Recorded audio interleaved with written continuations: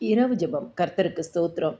சங்கீதம் 55:22. கர்த்தர் மேல் உன் பாரத்தை வைத்துவிடு, அவர் உன்னை ஆதரிப்பார். நீதிமானை ஒருபோதும் தள்ளாட ஒட்டார். கர்த்தர் கொடுத்த நல்ல வார்த்தைகளுக்காய் கர்த்தருக்கு நன்றி செலுத்துவோமாக. எங்களை நேசிக்கிற நல்ல இயேசுவே, இந்த நாள் முழுவதும் நீர் எங்களோடு இருந்தீரே, உமக்கு நன்றி செலுத்துகிறோம் அப்பா. எல்லா தீமைக்கும் விலக்கி பாதுகாத்தீரே, உமக்கு நன்றி செலுத்துகிறோம் இயேசு சுவாமி.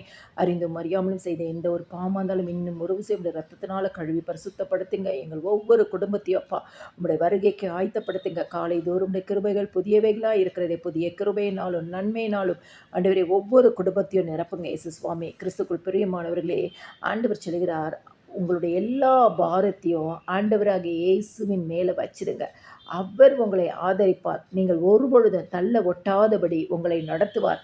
சங்கீதம் 55:1 சொல்கிறது, தேவனே என் ஜெபத்தை கேட்டலும் என் விண்ணப்பத்திற்கு மறைந்திராய் திரையும்.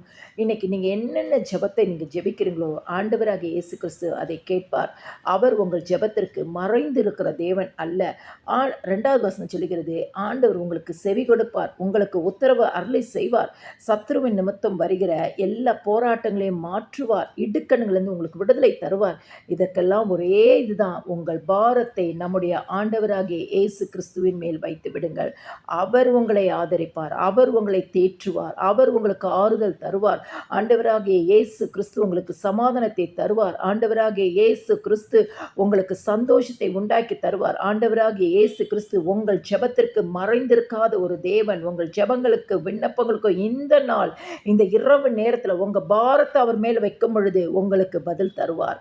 கர்த்தர் மேல் உன் பாரத்தை வைத்துவிடு, அவர் உன்னை ஆதரிப்பார்.